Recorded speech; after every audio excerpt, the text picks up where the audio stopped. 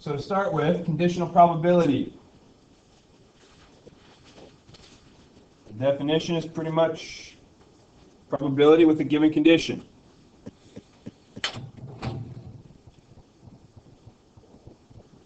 So it's going to say, what's the probability that this happens given that we know something else has happened?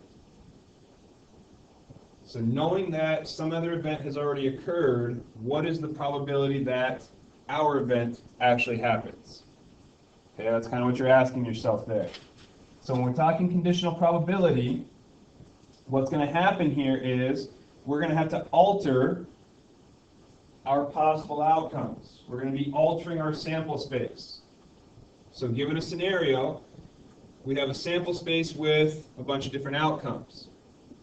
Now, as soon as I introduce a conditional probability, I'm going to say, what's the probability of this specific event if we know this other event has happened?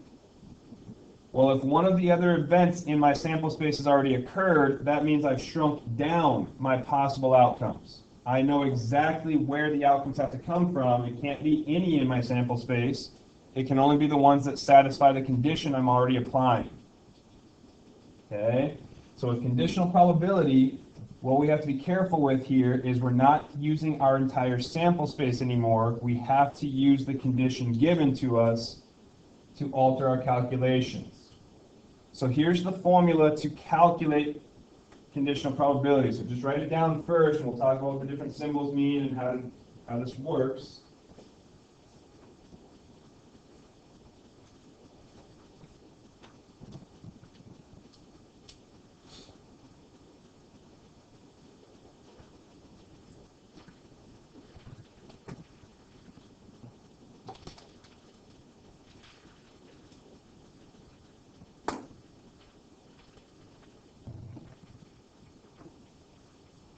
Okay, so when we're looking at this notation on the left here, this P parentheses B line A, this is a conditional probability. This in English translates to the probability of B given A has occurred.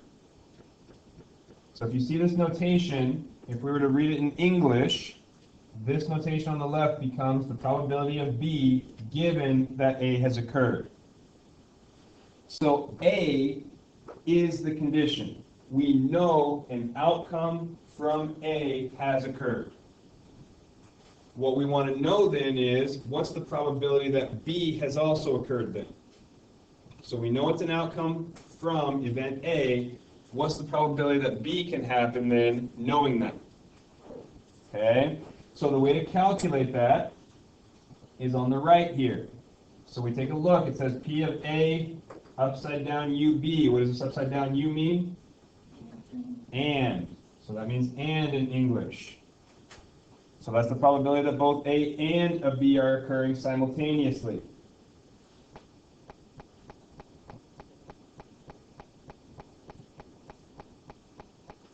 And then notice what we're dividing by. The probability that A has happened. Now when you're looking at this, as far as calculating, we wrote everything in terms of probabilities here. The other way to do this is just think of the number of outcomes in each of the scenarios. So if I want the probability that B given that A has happened, I can take the number of ways that both A and B can occur and divide by the total number of ways that A can occur. So it's just like our previous probabilities, we just have to kind of think about the overall situation a little bit harder. If we try to visualize this, so why this formula works the way it does. In this conditional probability, the probability that B is going to happen given that A has happened. So we know A has happened. Okay, that's the key here.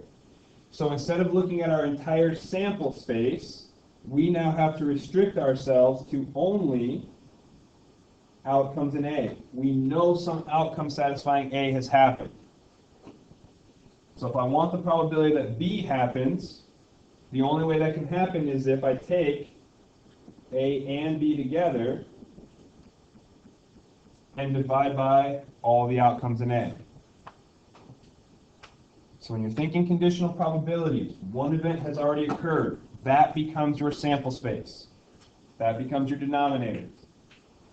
Then what you need to decide is, what are the number of ways that both events that I'm looking at can happen at the same time? And then you take the two and divide them. Okay with that idea? Okay. So let's take a look at a couple examples here. So we want to find the probability of drawing an ace given that it is a heart. Now, again, like I said yesterday to those of you that were here, when you guys write these problems out, I want you to write the notation out. You need to get used to seeing it. You need to be able to write it yourselves, be able to read it when it's given to you. So I want you writing these problems out in notation form. So in your homework, I want to see this first. The probability that we get an ace given that it's a heart. So you can write out the word heart, use H, or draw a heart, whatever. Just make sure it's something that denotes that particular suit. So does that mean like the card drawn is like already a heart? Yes. So it'd be like if I had a stack of cards here, and I drew the top card and I tell you it's a heart. So now we want to know what the probability that it's an ace is going to be. So I told you a clue. I said it is a heart. Now what's the probability that we have an ace? Okay? So in notation, this is what it looks like. Probability that we get an ace given that it's a heart. So now what we have to do here is think about what's the probability, or what are the number of outcomes for an ace and a heart? And then, what's my sample space going to be out of? Just the hearts. Because in this case, I've restricted my domain to only hearts.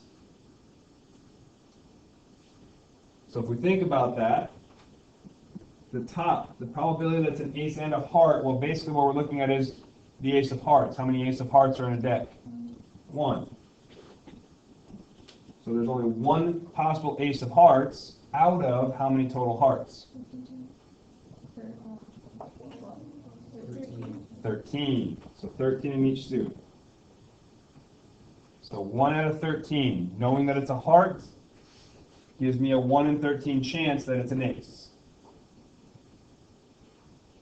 So you could leave it as 1 over 13, or if you wanted to plug in your calculator and get the decimal, you could do it that way as well. So the probability that both occur simultaneously over the probability of just the one event that we know happened. Or in this case, the way we calculate was the number of ways each event occurs. Okay? So let's find the probability of drawing a queen given that it is a face card. So again, if I were to write this in notation, what's that going to look like? Q bar, call it F, face card. Okay? So probability that it's a queen given that it's a face card. So we want and so instead of writing probabilities, I'm just going to change the notation here a little bit, doesn't matter. So the notation, so number of ways I can get a queen and a face card, and the number of ways I can get a face card. So since we know we drew a face card, again, you got to think about it as if I drew a card and I'm telling you it's a face card, what's the probability that it's a queen? Okay, so how many queens are face cards? All of them, so all 4. So there's 4 queens that are face cards out of how many total face cards? 12. There's 3 per suit, so 12 total face cards, which means we have a probability of 1 over 3, or 33% if you want to write it in decimal.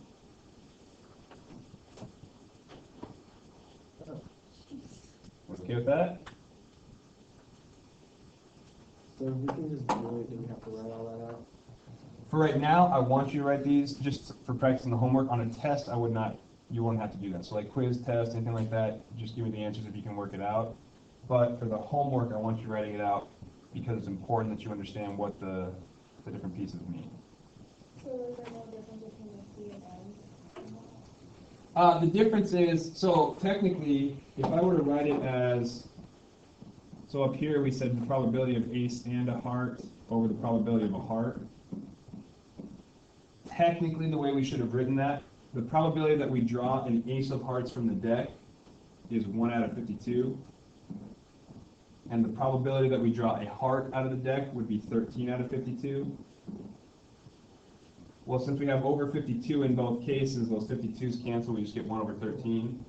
The way I wrote it the second time, if I were to say the number of ways the ace and the heart over the number of ways we get a heart, now we're saying how many ace of hearts are in the deck? 1. How many hearts are in the deck? 13. So we skip the whole cancel out step. So this is probably the notation you use most often because that's the easier to write out. But all right. Using two-way tables. So we can accomplish the same goal using two-way tables. Find the probability that a child has a high IQ given that the child has the given gene. So we have whether they have the gene or not, high IQ versus normal IQ. We want the probability that a child selected at random has a high IQ given that the child has the gene. So yesterday, when we said, or using the two-way table, we said find the probability that the child has a high IQ. Well, if all we wanted to know was whether they had a high IQ or not, that would be the 52 children that have a high IQ out of the 102 total children.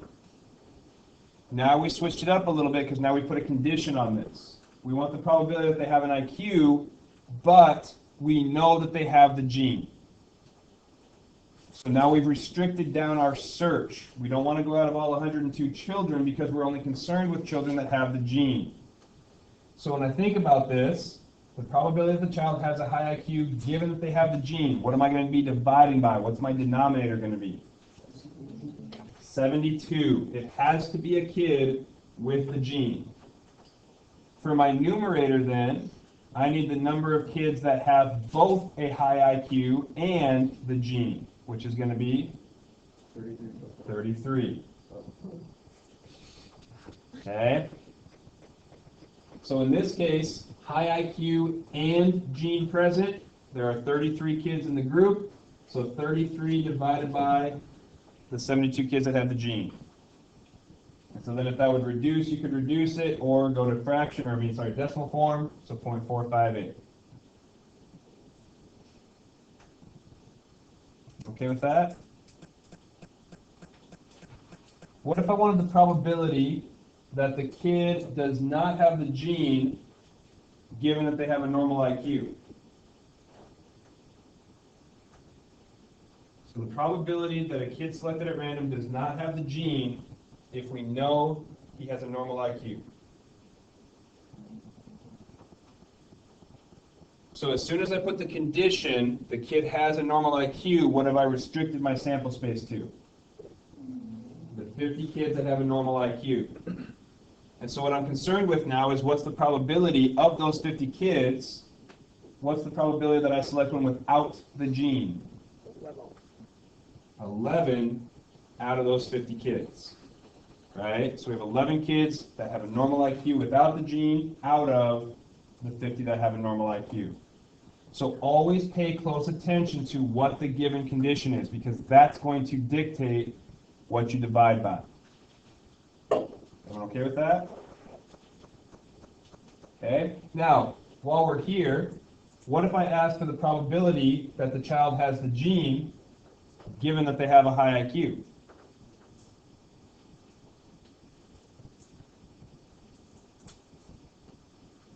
So what's the probability that the child has the gene given that they have a high IQ? Okay, so all I did was switch the order. Now is that going to change my overall probability? Yes, it is, because now I changed my condition. Notice though, the top, the numerator, is going to stay the same. I'm interested in high IQ and gene, right? So there are still 33 kids that have the gene and a high IQ. But since now I said the condition is they have a high IQ, I can't divide by 72 Because 72 kids don't have a high IQ. How many actually do? 52. So that changes to 33 out of 52, which is a completely different probability. So don't get confused and assume that switching the order doesn't make a difference. Switching the order makes a huge difference because it changes the denominator in your division step. So the probability of A given B is not necessarily equal to the probability of B given A. You can't reverse order and get the same thing. That's why in the homework I want you guys writing these out in notation form, because it gets you in the habit of putting the condition in the correct spot and having the events in the right order as well. Okay, so that's going to be extremely important that you guys do that when you do your homework. All right, the multiplication rule. So yesterday we talked about addition rule. If we want the probability that either event A or event B happens, we took the probability of each one separately, added together, subtracted out any overlap. Okay? Now with the multiplication rule, we're looking at a probability of events in sequence. So two huge differences between addition and multiplication. The first, in addition, we were looking at one single event. So if I roll the die once, what's the probability that I get this or this? If I draw one card from the deck, what's the probability that I get this or this? So the key word was or, and I was looking at one single event. That is always a dead giveaway for that addition rule. When we look at the multiplication rule, the first big difference is that we're looking at the probability of multiple events in sequence. So I'm going to roll the die, pick it up, and roll it again. What's the probability that I got this and then this? I'm going to draw two cards from the deck. What's the probability that I draw this and then this? So now it's multiple events that I'm accounting for in sequence. So that's a huge difference. The other one is that the key word is and. What's the probability that this and this happens? Now, one thing I will caution you on. Every time you see the word and, it will not always guarantee you're using the multiplication rule. So while that's a big difference between addition and multiplication is the or versus the and doesn't always guarantee multiplication. The one you want to look at to determine multiplication versus addition, are you looking at one single occurrence or are you looking at multiple occurrences? Are you looking at a sequence of events? If you're only looking at one event, that cannot be multiplication. It can only be addition. If you're looking at multiple events in sequence, that has to be multiplication. So that's the difference you want to utilize when you're deciding which one to use. But in the majority of cases, if you see the word or, you're going to be using addition. If you see the word and, you're going to be using multiplication. Okay, so just kind of keep that in mind. Now here's your formula. So the probability that A and B occur, and what you'll probably see most often, I wrote the word out. But most of the time you're going to see the notation, that upside down U. So the probability that A and B occur is equal to the probability of A times the probability of B given that A has occurred. So to use this general multiplication rule, we have to calculate a conditional probability. Why would that make sense? Why can't I just do the probability of A times the probability of B and call it good?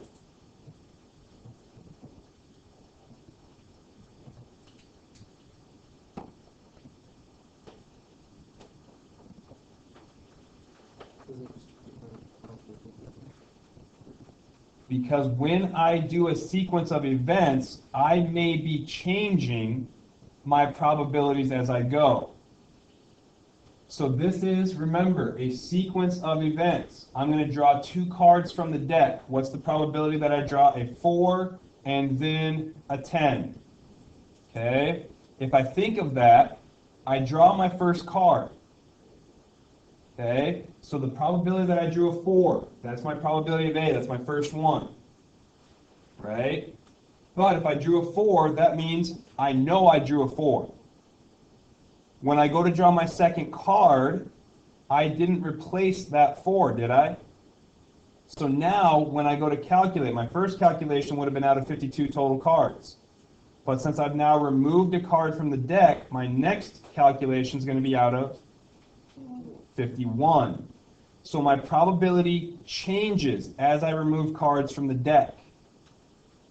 Okay? So in some cases, as I do or perform my sequence of events, I might be changing my probabilities as I go. If I'm not replacing cards as I go, I'm changing my probability every time of drawing the next card. Does that make sense? So when you do these, you got to be very careful with that second or third or fourth event. It's always a conditional probability. Knowing that this first event has occurred now, what is my probability for the second event?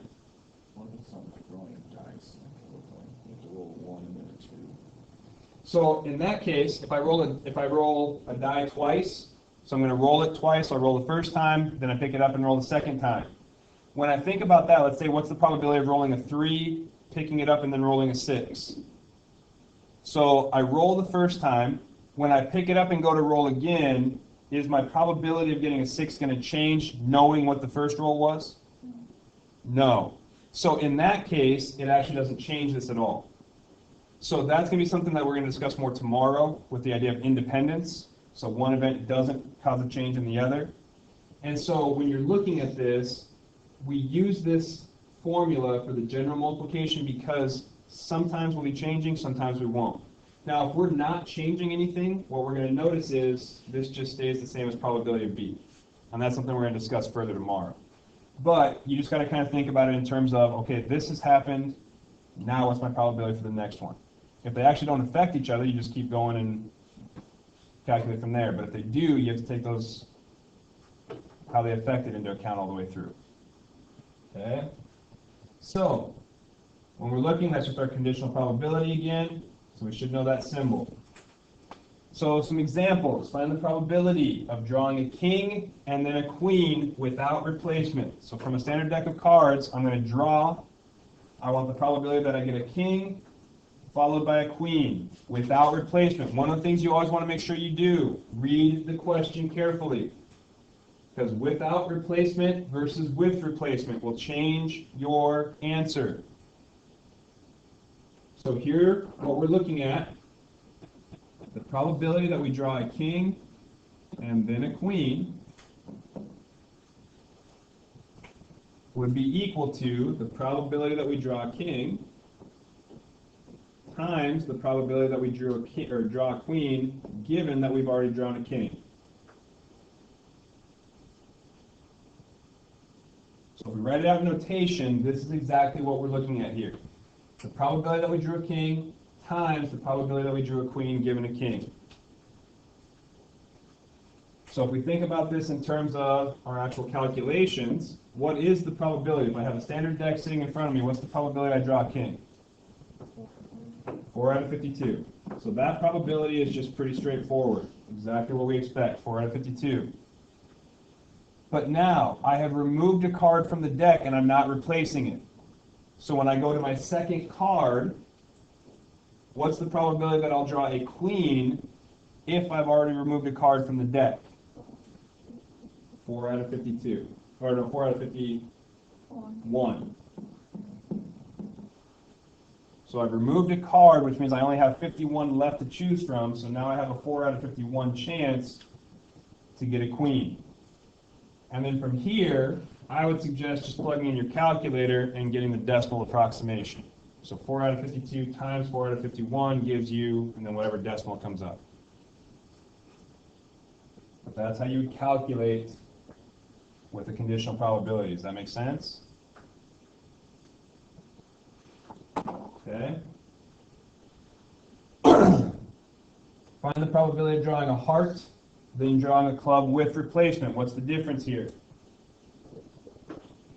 With replacement. So I'm going to draw my first card. Once I know what it is, I'm going to put it back in the deck, shuffle up, and draw again, right? So now I'm replacing the card. So when I go to calculate my probability, so what's the probability of drawing a heart? Whoops. And then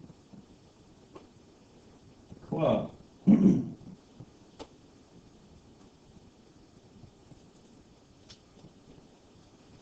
I'm going to find the probability of drawing a heart times the probability of drawing a club, given that we drew a heart the first time.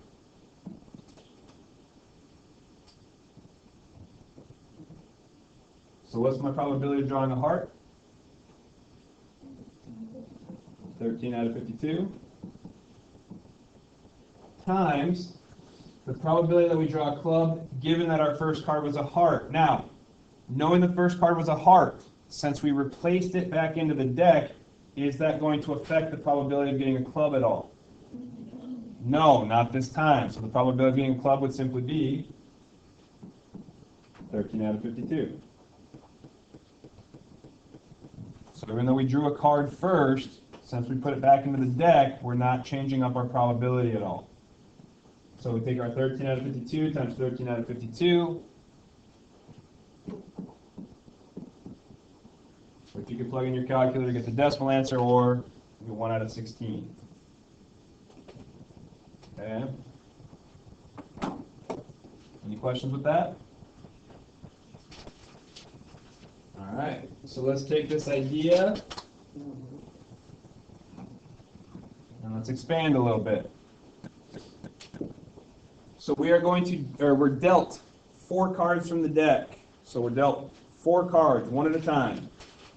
What's the probability that the first face card is the last one dealt? So what's happening is you're getting a card in succession. You're going to get 4 cards. You're going to look at them each time. What you want to know is what's the probability that the first face card is the last one you're dealt, the 4th card. Okay? So, if we think of this in notation, what do we want to have happen on the first card? Not a face card, right? So we want no face card. What do we want to have happen on the second? No face card. Third? No face. And on the 4th, we finally want a face card. Okay, so we want no face card, no face card, no face card. 4th one, we want a face card. Okay, so if we go to calculate this, when they deal you the very first card, it needs to be what? Not a face card, right? So what's the probability that the first card they give you is not a face card? 40 out of 52. If there are 12 face cards, that means there are 40 non-face cards, right? So 40 out of 52 for the first card dealt. So you keep that card. Now they deal you a second card.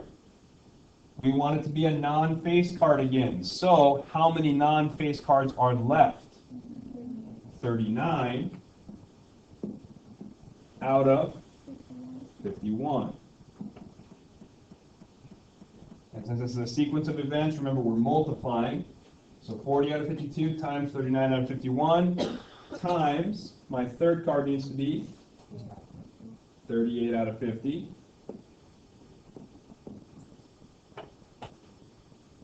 Everyone okay with that? But now the 4th card needs to be what? It needs to be a face card, so there are 12 face cards still left out of 49 total cards at that point. So you collected 3 non-face cards to start with, which means you only have 49 cards left in the deck. 12 of those should be face cards. So you would take these 4 probabilities and multiply them out. Everyone okay with that? Okay. Here's the next one. You're dealt 4 cards, same scenario. What's the probability that you have at least 1 club? Now, when we think about this one, probability that we have at least 1 club, what scenarios do we have to account for?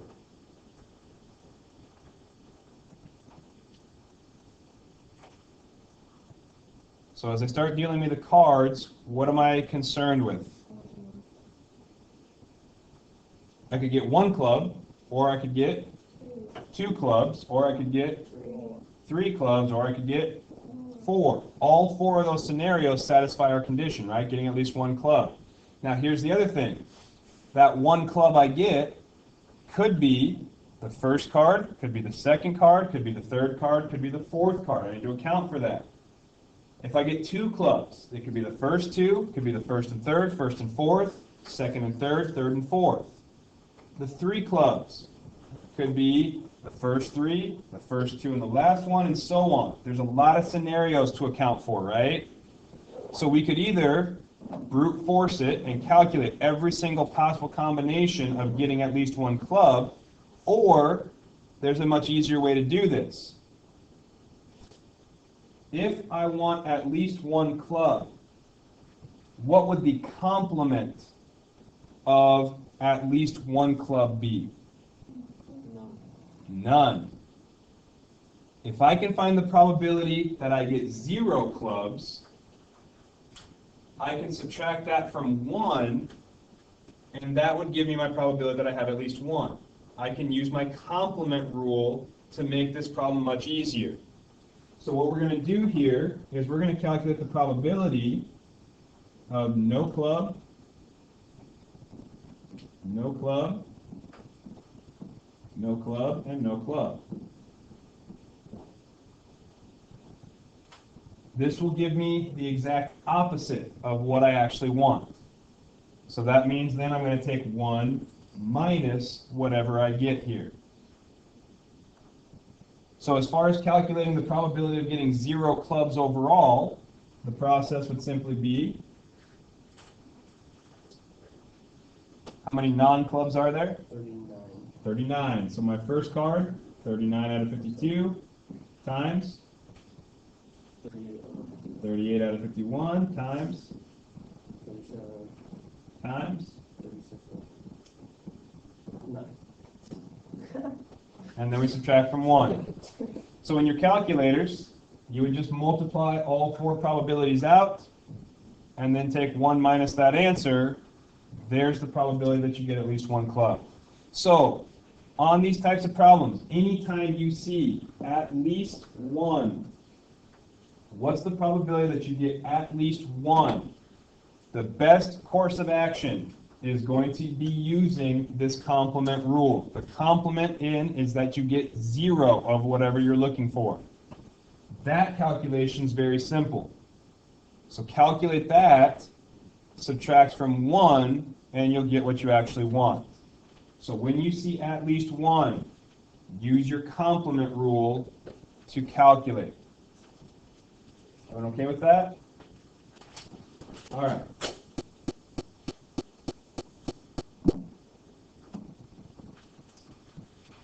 Tree diagrams. Okay?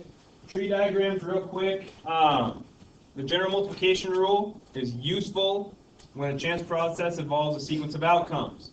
A tree diagram will act sort of like our Venn diagram, sort of like our two-way tables did for the addition rule. It's a way to organize and visualize what we're working with. Tree diagrams can do the same thing for sequences of events. So with our multiplication rule, we can draw out a tree diagram. So the way this works, consider flipping a coin twice. So we flip the coin, record what comes up, flip it again, record what comes up. We want the probability that we come up with heads, heads. So we got a heads first, picked it up, flipped it, got heads again. Now if we were going to calculate this by brute force, the first thing we'd have to do is come up with our sample space. So our sample space would be that we get heads, heads, heads, tails, tails, heads, tails, tails.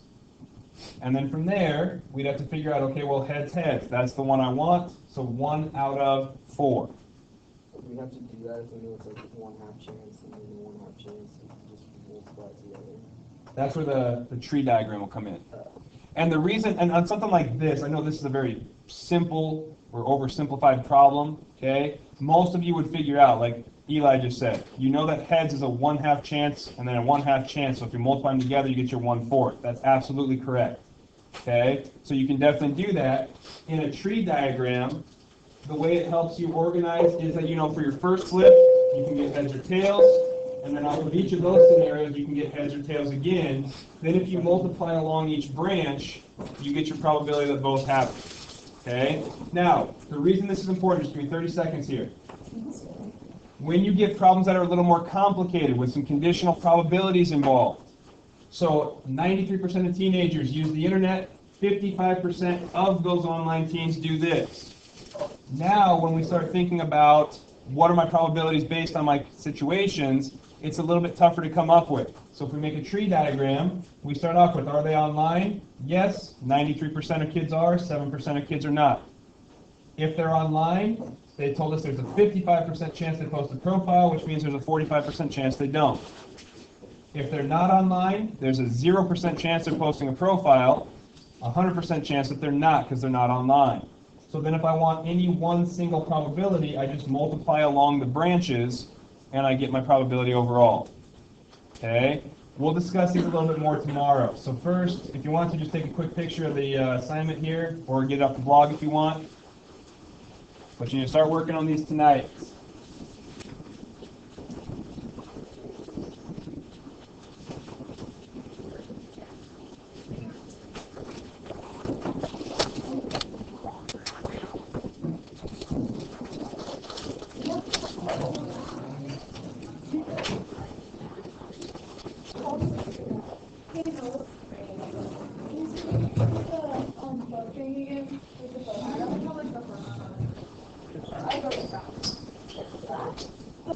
Like the book